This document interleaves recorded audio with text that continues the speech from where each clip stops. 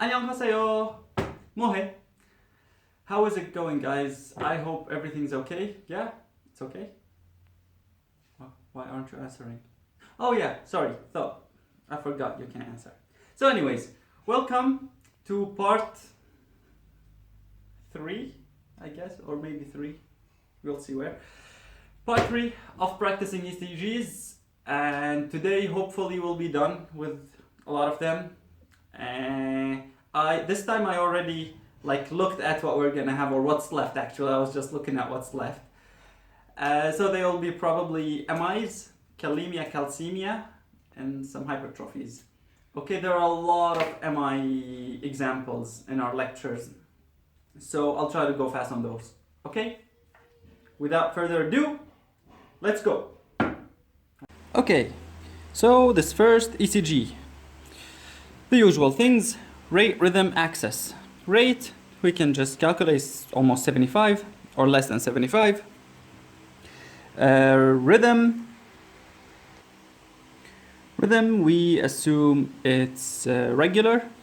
Then we check for the P waves, blah blah blah. It's sinus rhythm. Okay. Then what do we look for? Rate, rhythm, axis. Okay, one's positive. AVF is kind of biphasic. You can say it's negative, but since 2 is positive, so it's between negative 30 and 0. All right. P wave is normal, PR is normal. So when you reach ST segment, you will see, by the way, these are the things like MI is one thing that you look for right away in any patient or in any ECG. You have to rule this out because it's almost the most dangerous thing for a patient. So you have to rule it out, okay? Or look for it actively. Then if it's not there, you can go on for like a left bundle branch or a hypertrophy or whatever, yeah? So then you find here ST elevation in V1, 2, 3, 4, 5, 6, and elevation in lead 1, okay? Depression here, here it's maybe a bit depressed. AVL is elevated. So elevated in 1 and AVL, those are lateral leads. And V1 all the way to V6. So it's septal, antero, lateral. And when it's all the way from V1 to V6, we can call it extended. So this is extended MI. What's the cause of it? What's the reason for extended MI? So we know that the septum is supplied with oxygen by the LAD, okay, left anterior descending. The anterior is also LAD, and the lateral is by the circumflex. So if LAD, all of it is affected, and the circumflex, that means it's a left main disease. They can call it left main, or you can call it the left trunk, okay, the main left trunk coronary. All right, and that's it. Okay, this one, ST elevation in lead 1. We just look for, oh, by the way, sorry, and you can call the depressions here a mirror image. Mirror image because you're looking at the same ST elevation, but from the other side, the lead that's opposite to it, and it would look depressed. Okay? So for example, if you take lead 3, that goes something like this, remember? Like this, 120. And if you take AVL, that goes 30.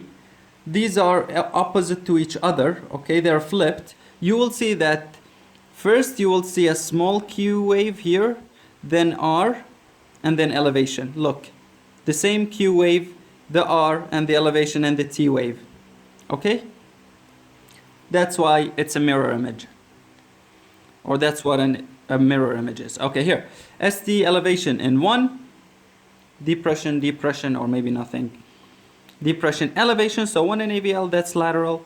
Then depression here in V1, but elevation in V2, 3, 4, 5, 6, all the way, okay? Here we cannot call it extended because V1 is spared. We only call it extended if it's all of the V's.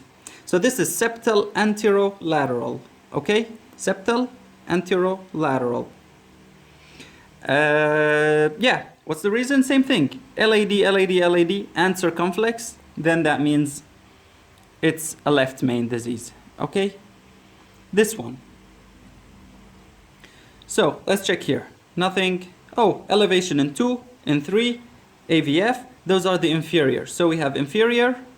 In AVR, it's a mirror image. Depression. AVL, it's depression. Here, it's depressed in V1. V2 is depressed. 3 depressed, and V5 and 6 is elevated. So it's inferolateral. Okay? These are the R. V1, you know, we put it on the right of the sternum, so it's looking at the right ventricle, and we continue with 3R, 4R, 5R, 6R, the leads that go on the right side of the chest, okay? That look at the right side of the heart. So there's no elevation there, meaning no infarction on the right ventricle. Here, inferolateral. By the way, it's like, just to think about it from a common sense point, if it's inferolateral, then lateral tells you the occlusion must be in the circumflex, right? Because it cannot be supplied by another artery. So circumflex is definitely affected.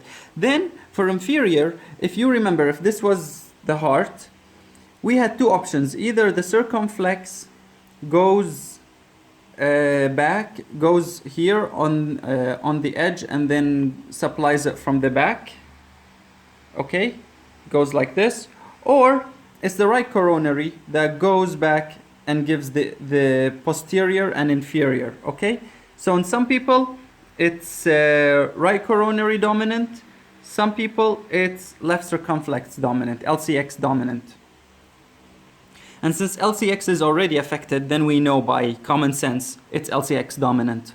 But if you want an official criteria, the criteria is look at lead 2 and 3. Remember, lead 2 goes this way, 60, and this way is 120, the right coronary. Lead 3, sorry, 120. So this one goes to the right side, this one goes to the left side. You check which one is more elevated. If you check here, that's lead 2. It's more elevated than lead 3, so it's left, on the left side. All right, the rest, remember, mirror image. Nothing more. Okay, this one. Nothing. Elevation, elevation, elevation. 2, 3 and AVF are inferior. Nothing. Depression, depression, depression, and elevation. So inferolateral.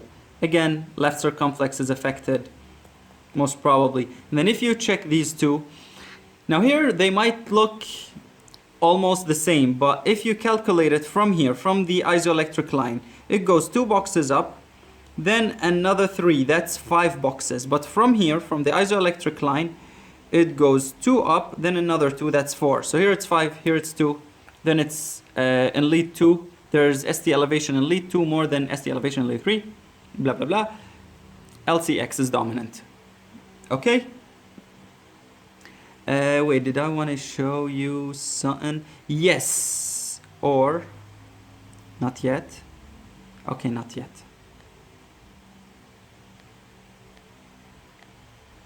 Here, depression, elevation, elevation, and then elevation. 2, 3, and AVF, inferior, and here, V2, you see, V3, depression, nothing. These are just reciprocal changes or mirror image. And then we have the right leads again, and you have elevation in V3R, 4R, 5R, 6R. This means you have inferior and posterior, or you can call it right ventricular STEMI, okay? ST elevation, myocardial infarction. Which artery is supplying the inferior area? It's the right coronary, because these are both affected, like just by common sense. Because you have the right one here affected, you can see it. But if you don't, still taking the same criteria, you can see the ST elevation in lead 3, this much, is more than this little much in lead 2. That's your criteria. And it's done. Okay, next one. On to the next one. On to the next one. Here, let me just point out that when you want to calculate the rate in here, pay attention that there's a P wave here, right? So you don't take 1, 2, 3, 4 boxes and you say that's 75, so it's maximum 75. No, you have to stop here before the P wave, okay? So it's 1, 2, 3. This is not more than 100. The rate is less than 100 and not less than 75. Be careful, because everywhere there's a P wave at the end, okay? P, Q, R, S, T, P. Always pay attention to this tricky point when you have only one complex. Then let's keep going. So nothing. Depression in 3. Maybe a little bit elevated. Depressed, right? Okay. What do we have here? Whoop, whoop, whoop. Some elevation here, some elevation, but do you see the Q wave? So that's pathology Q wave. It's really wide, okay? Wide and deep Q wave. It's wider than one small box and longer or deeper than also one small box. Then that's a pathology Q wave. Where is it? Septal and anterior. So anteroseptal. Which one's affected? LAD. Is it proximally or distally? If you go back to the drawing where I did the MIs, you will see that the more regions affected, then the closer it is to the main trunk, okay? Not the distal, the far away branches, but rather the close one where it originates. So this is proximal because this one is affected also. So it's most probably proximal, okay? So proximal LAD occlusion, that's your cause. And you have these, okay? Pathology QMI.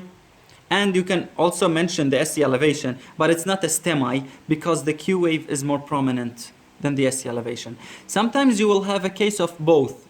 Like you'll have SC elevation that's really elevated, and then QMI, and it's an area in between. You can just determine which one you would like, okay? Just which one is more prominent, then you choose it. So, okay, fine, no elevation, fine, no elevation, fine. Okay, pathology Q wave, some elevation, pathology Q wave, same thing, V1 to V4, anteroseptal. That's it. Okay?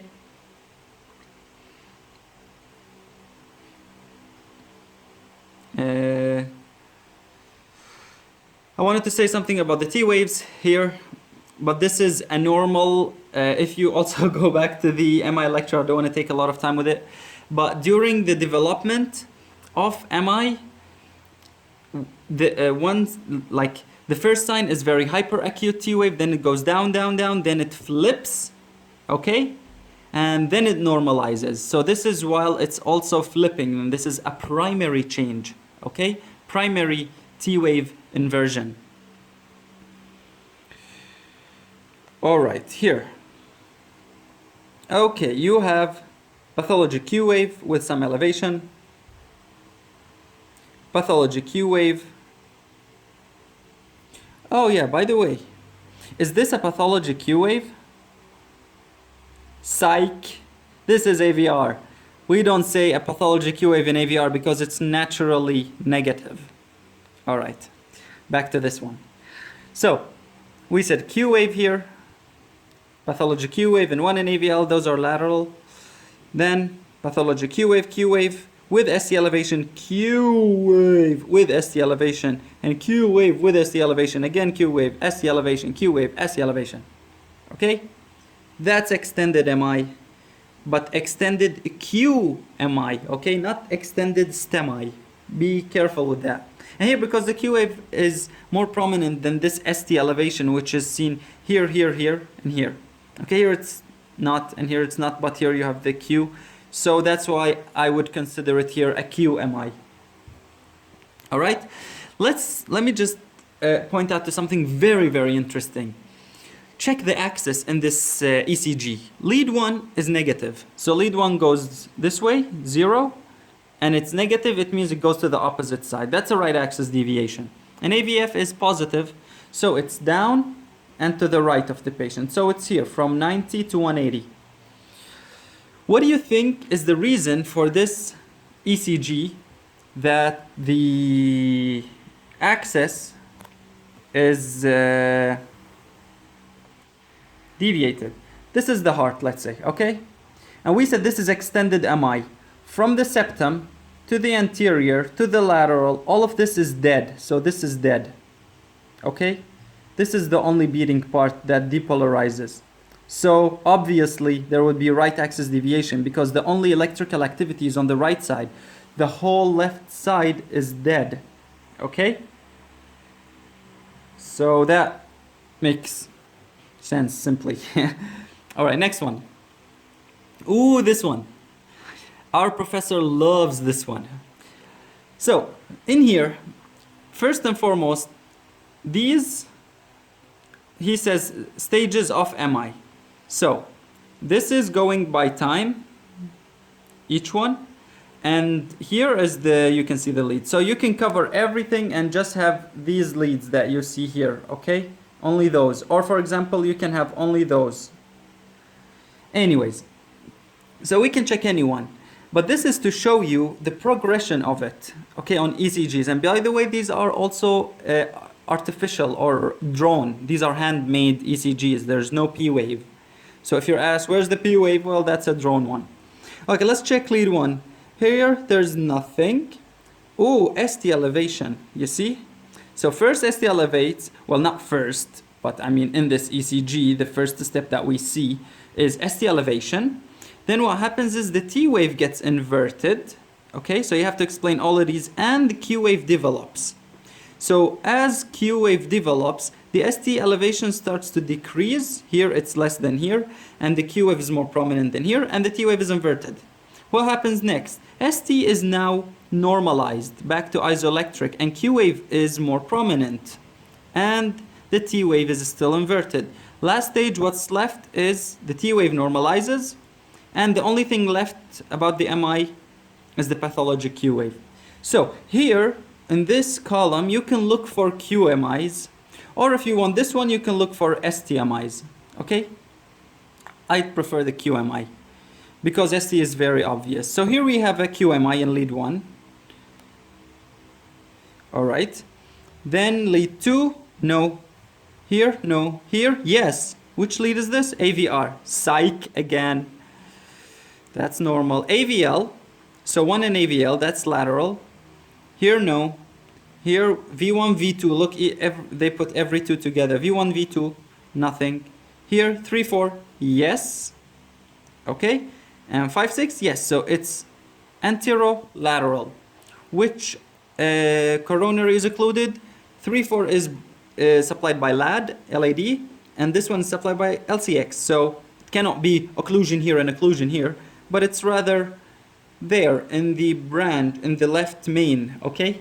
So it's the main left artery or coronary. Again here, same thing, okay?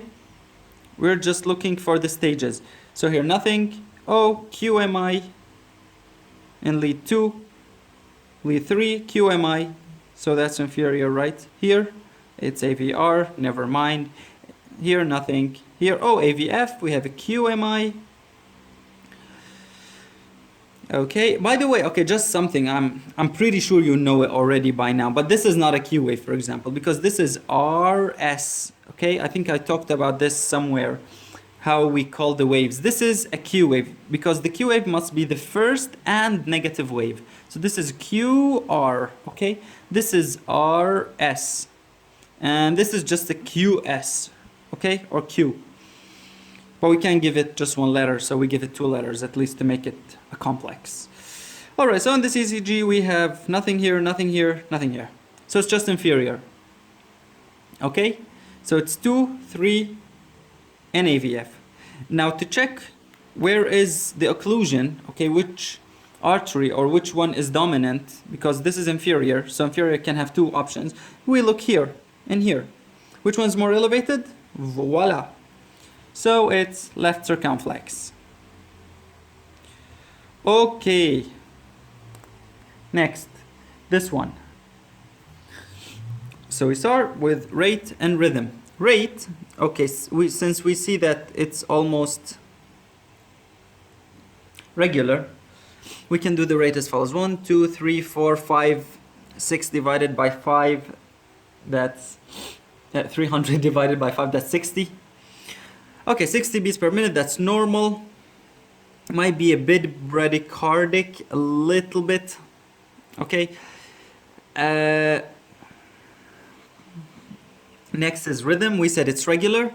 Is it sinus? Well, there is a P wave, PQRS, PQRS, PQRS, or if you want to hear PQRS, PQRS, PQRS, PQRS, P blah blah blah. Alles gut. PR looks good, looks normal, not prolonged, not shortened. Okay, that's a sinus rhythm, and you can call it normal sinus rhythm if you determine that the rate is 60. But if it's less, then it's not. Okay, let's keep going. P wave. Well, P wave here, you can check it lead 2. Oh, it's very biphasic and nice. There's neither part that's bigger than the other. Okay, that's cool. Okay, P wave, PR, it's fine. QRS. Okay, duration. Well, duration is good, actually. It's fine. Amplitude. Let's check the amplitude. V5 and V6. Here, it's 1 box, 2, 3, 4, 5. Whoa. Like 5 is the upper limit. Let's check V5. It's 1, 2, 3, 4, 5, 6. Whoa. Even if you saw from here, it's like 5.5. That's a lot. That's a lot of voltage. Okay? So, this tells us, there's high voltage. Okay, there are many reasons for high voltage. The only one we know in our lectures is hypertrophy. But in reality, there are many, or not many, few reasons. Okay, how do we confirm?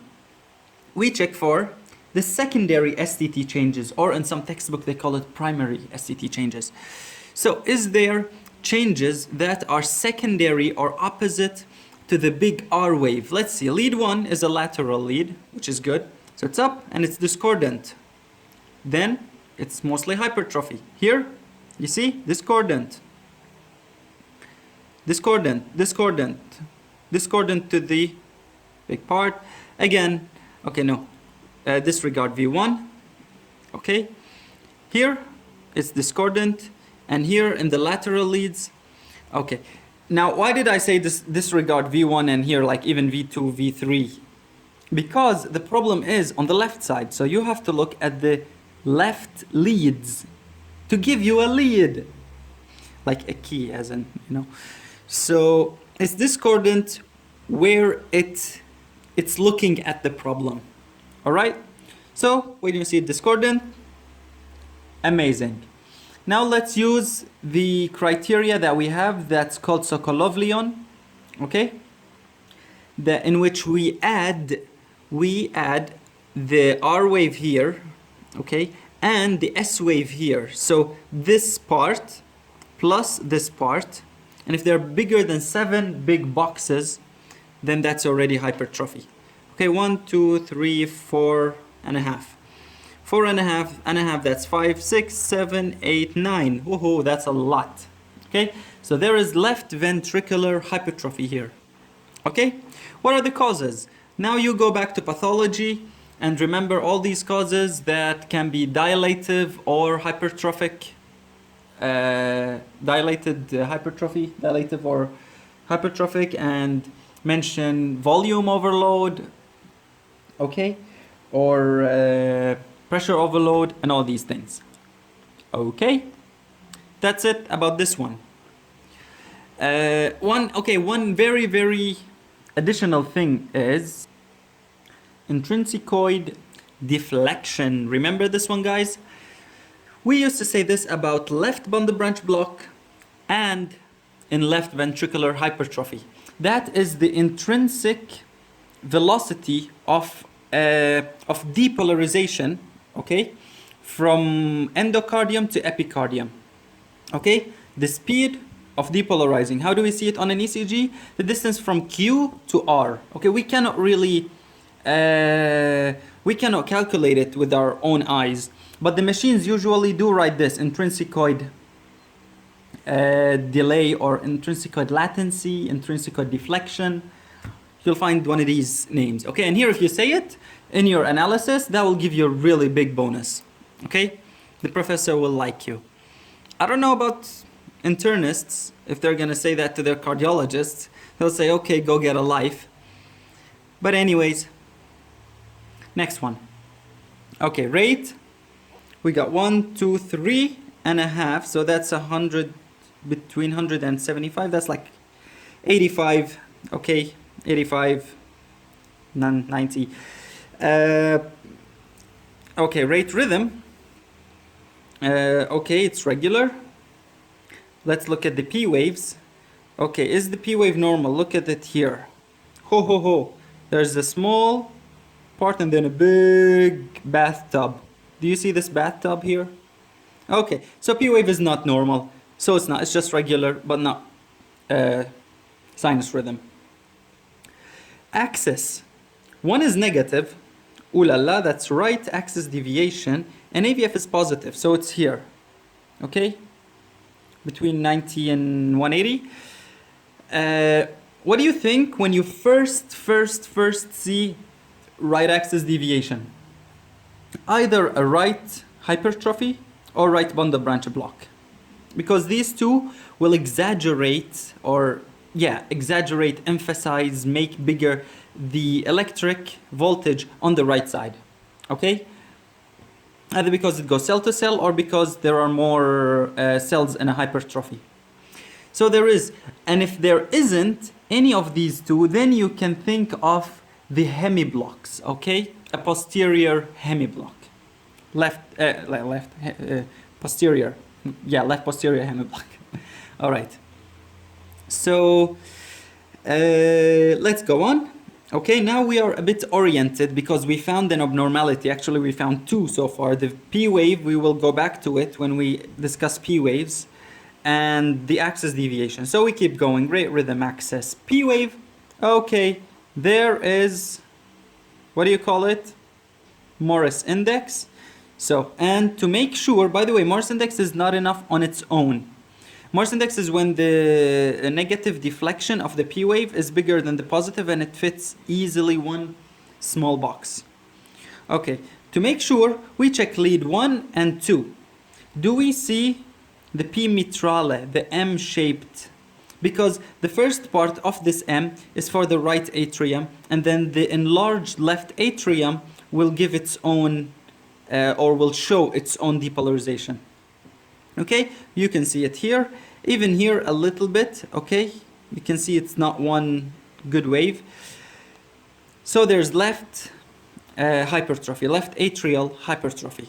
Let's keep moving. PR, it's normal. It's not very, it's not prolonged. PR QRS, okay. We said there's a axis deviation. Let's check. Is it too wide? Well, it's not too wide. Okay, it's not too wide, so it's not a bundle branch block. Okay, at least not the formal or the typical one that we would see. Okay, do we see here? Well, there might be some RSR here, like M shape. There might be, but let's keep checking. Do you see this? Okay, so here you have a deep S wave. And here in V3, the whole ECG is still negative. Check V4. It's still more negative than positive. And here in V5, it's still, okay, if I count it, a half and 1 and 2, and here goes half and 1 and 2 and a bit more. Okay? So even here in V5, you can say that they're equal, like, or you can, if you calculate it, it's still negative. So anyway, the transition is in V5, okay? From negative to positive, the R wave progression. Now, what delays the R wave progression? What makes it not go normal from right side all the way to left side, like this, okay? Like this. Something pulling it towards the right side, so that's the hypertrophy. All right, so there is right from the right axis deviation and the deep S wave, and they are persistent even in V6. By the way, guys, look, V6 and you still see an S wave. Okay? So, what does this tell you? That there is left hypertrophy. Okay, cool. Now, are there these changes that we talk about? Yes. Look, this is the deep S wave, and the T wave is discordant to it, to the S wave. Okay, discordant to the S wave, discordant to the S wave. All right. What else here? That's it. Okay, so our final diagnoses are left atrial hypertrophy and right ventricular. Okay. Now let's make a drawing and let's start to think. This is an old paper.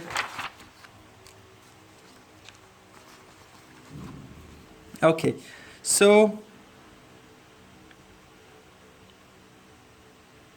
this is the heart. Which parts are hypertrophied?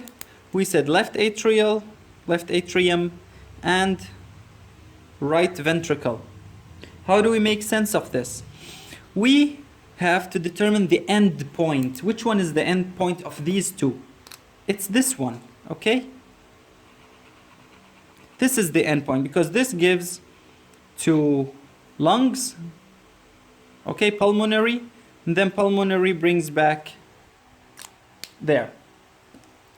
So, if this is the end point, then the problem is after it, because you know you cannot have, if the problem was in lungs, pulmonary hypertension, then it would only affect the right ventricle and maybe right atrium, but not this, okay?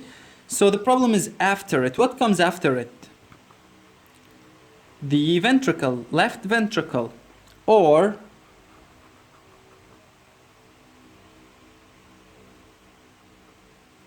what is it? The mitral valve. So there's a problem in the mitral valve. It is stenotic, for example, and it creates pressure here. Pressure affects the lungs. The lungs affect this one, okay? So that's mitral stenosis right there. And is it acute or chronic? It's chronic, because if it's acute, it would only and only affect the left atrium. But when it becomes cor pulmonale, okay, when it becomes a chronic, affecting the pulmonary hypertension, causing pulmonary hypertension, then and it goes back, then that's chronic, okay? So you have diagnoses here, but eventually it's actually one diagnosis because the cause is only one cause. So that's mitral stenosis. Okay, next. So, rate, is it 1, 2, 3, 4? So that's 75, right? No. Again, guys, pay attention. There's a P wave. This is a P wave. Okay, so you stop here. So it's 1, 2, 3, and it's less than 100. Okay. Axis, you see, one is negative, positive, so it's right axis deviation. So let's look right away with right axis deviation if there's any hypertrophy or bundle branch. Well, it's narrow. The QRSs are all narrow. So let's look for the hypertrophy. Look at this deep S wave. It's going out of bounds. Look at this. So deep S wave, S wave, S wave, S wave. Even here in V6, look at the S wave. That's so big for V6. In V6, it should be, the QRS should be only positive. Okay? So deep S wave, deep, and prepare all the way until the V6. All right? So we do have right ventricular hypertrophy. Let's keep looking if there's anything else. So the P waves, okay. Well, what is this wave? That's like Mount Everest. In lead 2, that's P pulmonale. Okay? P pulmonale. And is it confirmed in V1? Yes. Look, it's high and peaked, and it's bigger than the negative deflection of the P wave. So there's right ventricular and right atrial hypertrophy. Okay? Look at lead 3. Lead 3, T wave is discordant. This is the first part and this is the second part, because lead 3 is on the right side. So this positive shows you the right side of the heart, and it's discordant to it. Okay? Look at lead 2, also discordant to it. Look at V1, that stands on the right side of the heart. The T wave is discordant to it. Okay? Another thing is when you see a positive QRS complex in V1, that means it's also a right ventricular hypertrophy, because usually in V1 the QRS complex should be more negative, okay? Because if V1 lies on the right side of the heart, and usually any normal heart has a bigger or bigger R wave on the left, then it should be negative. It should see something that's majorly negative, but here it's majorly positive. Then it means something wrong on the right side and more prominent. So this is one sign. These are second sign, and the axis deviation also. Okay, so this and this, what can you tell from these? Right-sided enlargement, that's for sure cor pulmonale. Okay, pulmonary hypertension. All right, next one. So we start with the right rhythm axis. Same as always. Attention that there's a P wave here, so it's 1, 2, 3. Rate is 100. Rhythm is regular, but the P wave, is it fine? It's not fine. See it here, has a certain shape. Okay, we'll get to the P wave. Rate, rhythm axis. Okay, it's negative in 1. That's right axis deviation, and AVF is positive. So right axis deviation, we're thinking right ventricular hypertrophy because it's narrow. It's only 2 small boxes. Okay, let's see. Is there a hypertrophy? So in V1, what is this? It looks like an M, right? But is it a wide? Is there a wide QRS? No. It's only 2 boxes, okay? You see here, and it's a positive complex in here. Plus, look at the deep S wave. These ones you really can't miss. All of them are out of bounds, okay? And the R wave progression is so poor or so delayed that even in V5, it's still negative. And then it became positive in V6. Okay? So this is also right ventricular hypertrophy. Now let's see. Is there any atrial hypertrophy? So first we check V1. Oh, look at V1. Morris index. Small, very, very small positive. And then a big negative. Okay?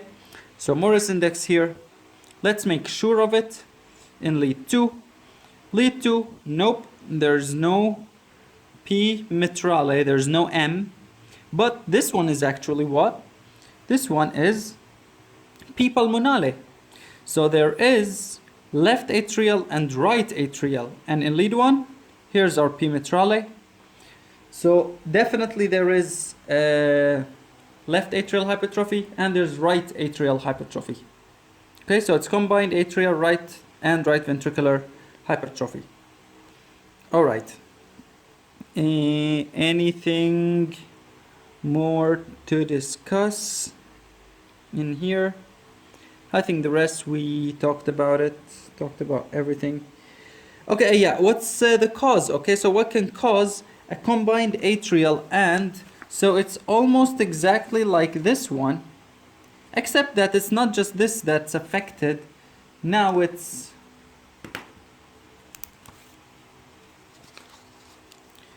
this one also. Okay, so these two are affected. All the right side. Yeah, this pen is really bad. Okay, so all of the right side is affected and it's hypertrophied. And this one. Same thing. Here's the problem. Backwards, backwards, backwards to all of them. Okay, and that's very, very chronic. Even more chronic than the one, or you can say it's very advanced. Okay? Because there must be a lot of time until you reach to this point where even the right atrium is enlarged. Okay, next one. Now, in this ECG, let's do rate rhythm axis. Rate, look, you have a box 2.5, okay? So that's like 125. And this is tachycardia. Okay, I will write these ones here. So we have, maybe I will show you, and I write it this time.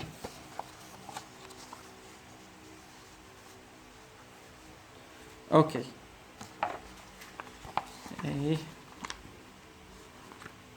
So first thing, we got tachy. That's one abnormality. Then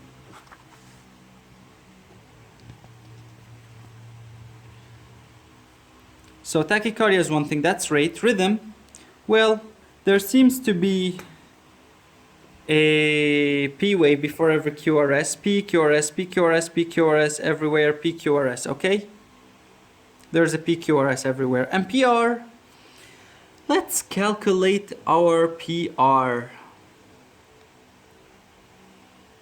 Okay, this is a biphasic, so it goes from here until here. That's kind of normal. It's a normal PR. Okay. P wave. Sorry, not P. P wave is normal. Yeah. Okay, rate rhythm axis. Sorry, axis. Axis is fine. Axis 1 is positive, AVF is negative, but lead 2 is positive, so it's between -30 and 0. P wave is normal, and you check lead 2. Okay. Now this might be either a P wave or a T wave. Okay. You have to keep looking in different leads to determine, to make up your mind about it, okay? So let's check this lead. It's not very clear because there's like overriding. Here, okay. Here, looks normal. AVR, here it is.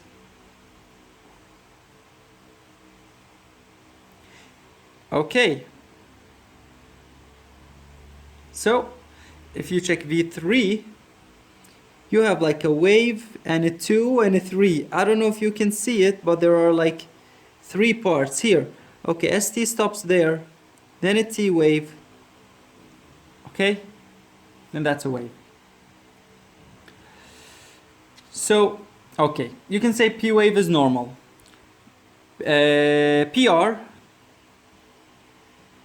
if you calculate here the PR, stop from there, okay, blah blah blah, that's prolonged, okay? There's prolongation in PR. Can you see it? Okay. So we have a prolonged PR. Prolonged PR. QRS, well, no. Okay, again, we're back. QRS is fine, okay, and the R wave progression is fine. It became here in V3, V4, it became positive, okay. There's no high voltage, okay. ST, okay, if you look close enough, you can see that there is some depression here. Here it's elevated in AVR. Okay, here it's depressed a bit. Here it's depressed. Here it's depressed, depression. Okay, so it differs. There are ST changes. What about the T wave? Thing is, I tricked you earlier saying, oh, this might be a T wave, or this is like a T on a P, but in fact, there's no T wave in here, okay? So, in this ECG, there are no T waves. You can look as hard as you can, and if you see a wave, that's a U wave, okay? And it was mostly evident in V2 and V3 that there is a U wave and then a P, okay? A U wave, T is very, very like small, if non-existent, to U to P wave, okay? And here, it just goes back, and then the P, and this is the prolonged PR. Okay? So how can you make sense out of all these findings? What makes a tachycardia? Think of the reasons that make a tachycardia, okay? With abnormal T wave, abnormal PR, okay, prolonged PR, and ST changes, okay? And if you want to calculate the QT, that's in fact not a QT but a QU, you will find that it's really prolonged, okay? Even if you find it on the machine, if you check what the machine says. Then you would find a QU prolongation. So the only thing that comes out of all of these is a problem with potassium. So QT is long. Okay. So we got up, eventually with these problems, tachycardia, prolonged PR, why isn't it focusing? Okay, tachycardia, prolonged PR, ST changes, no T waves, and QT. The only thing that affects all of these is a problem with potassium. Now, is it increased or decreased? Of course, if potassium would increase, then that would cause a bradycardia. And that would cause like hyperkalemia, means hyperacute T wave, okay? And the depolarization wouldn't be normal as in here, but it would actually be wide, okay? It's not wide in here. So a lot of times, by the way, this ECG is one of the hard ones, just one, okay? Like the hard ones are few and rare. So whenever you see tachycardia, think, why do I have tachycardia? Why does the T wave look funny if you mistaken and think, oh, there is a T wave? Because usually with hypokalemia,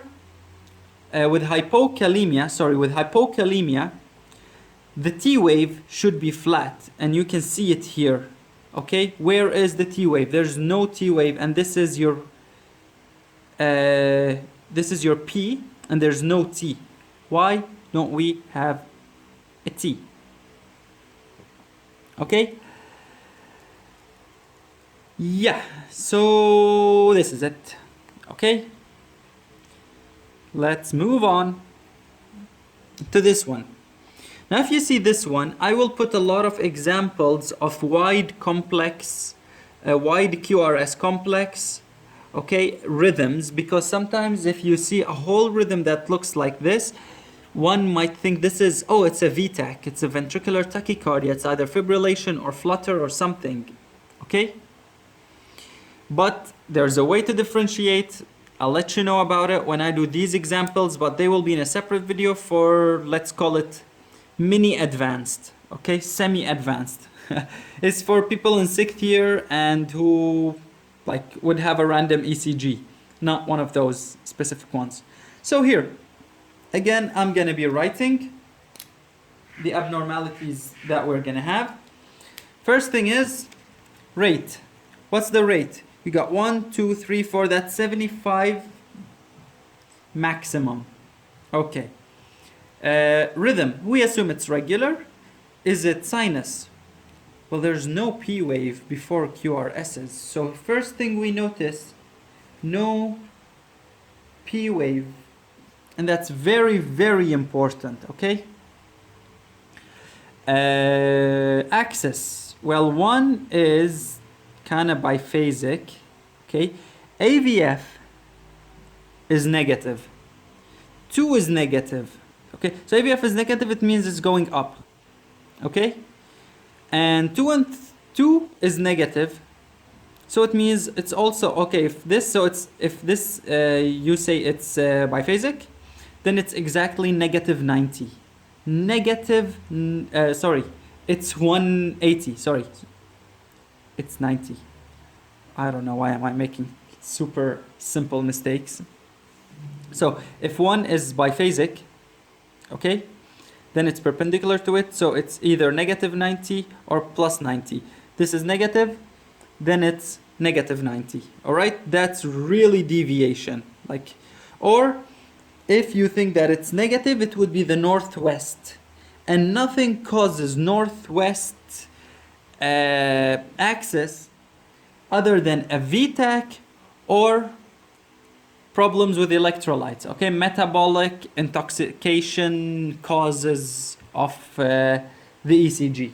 Okay, so you have axis also, crazy axis. That's what I'm gonna write. So you have crazy axis. Rhythm axis. Now P wave, no P wave. PR, of course, no PR since there's no P. QRS, it's wide. So QRS, PR, axis.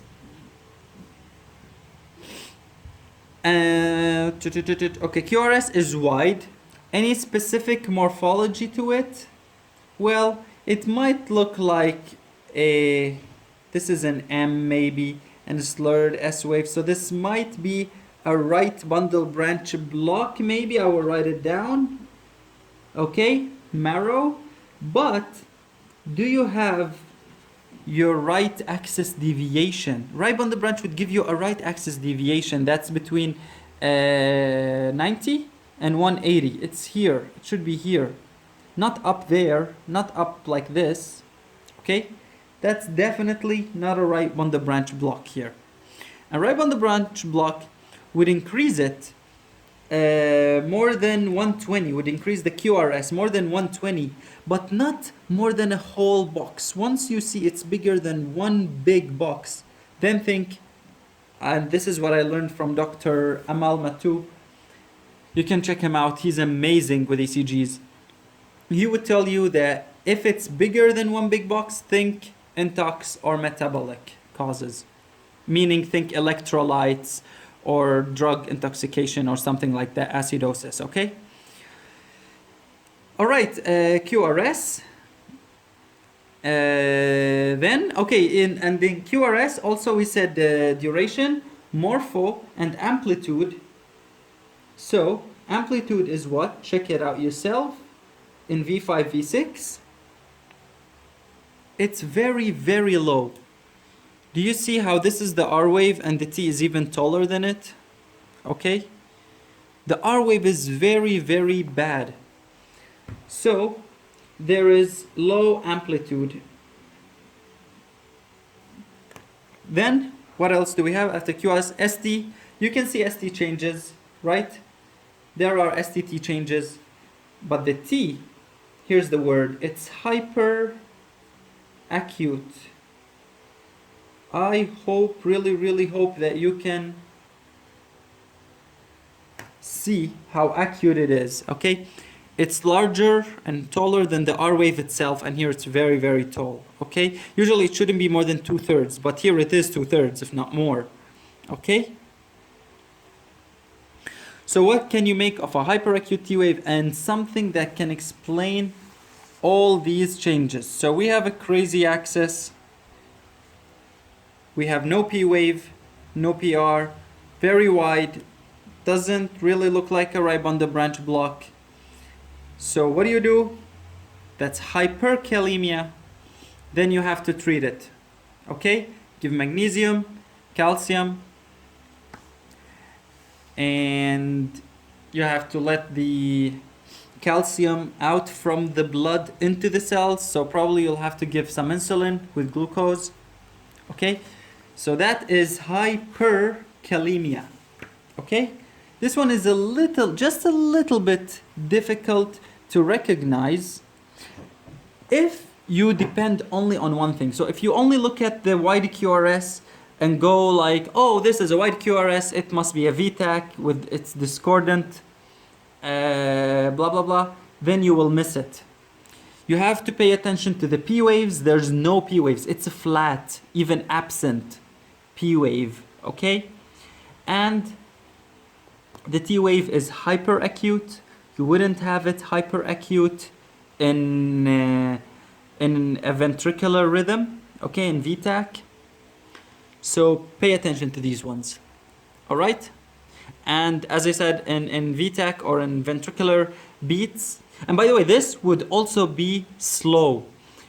If you continue like a strip, if you see the whole thing, it would be really bradycardic, really, really bradycardia. Because imagine if one beat takes all this much, then it would need to rest for a long time. So you'll have a bradycardia.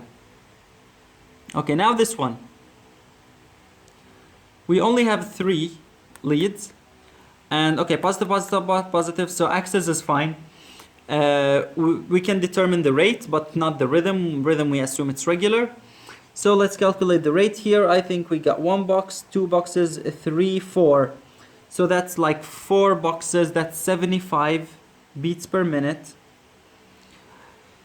And P wave, normal. PR is normal. QRS is normal. ST is normal. And the T wave is all the way here. Then you calculate QT. Okay, now if you calculate QT, let's do it here. So it starts from here. You got 1, 2, 3, 4 until here. That's 4, almost 1 box. Okay, and then you get another 2 boxes, 3. Okay, so you got 3 boxes. That's 15 times 0.4. That's 60. Oh my God, 60. So that's way, way too long. And you can just know it by, well, if you practice enough ECGs, you would know that the T wave should come somewhere in here and shouldn't be more than half the RR. This is RR. And if you see the T wave, it's coming way too close to the next beat. So the QT is really prolonged. Okay? So what can you make of an ECG that only has long QT? Then think of electrolytes, mostly kalemia and calcemia. It cannot be hypokalemia, okay guys, it can't be, or hyperkalemia, because the PR is normal, okay, and the T wave is normal in amplitude, okay. The only abnormal thing is QT, then it's calcemia. And if it's more bradycardic, then it would really tell you it's hypokalemia. Okay? Here's the other one, in which we have 1, 2 boxes, 2 and a half. Okay? So that's around 125 beats per minute. That's tachycardia with a short. So if you check the QT time, and then you correct it, do the correction with Bazets or Fredericia, then you would find that this is actually shortened. Okay, there's a short QT after correction. And this means short QT with tachycardia, there's something wrong with your electrolytes. And right away, it's hyperkalemia. Because calcemia gives you these things. Everything's fine. Everything. P, PR, the QRS itself, ST segment, even the T wave, only the QT and the rate would be different with calcemia problems. Okay? So we're done with those, the curriculum, ECGs. I hope you guys, I hope I could be of help to you and you could benefit from it. Okay, see you next time with the ECGs that I will choose for you. Oh, there am I. Okay, next time when I do the ECGs that I'll be choosing, like I'll collect some that are really, really nice to discuss. And like, you know, some tricky ones and some guidelines. Why is this? Why is that? See you next time. If you have any questions, anything, let me know. Good luck with your study. Bye.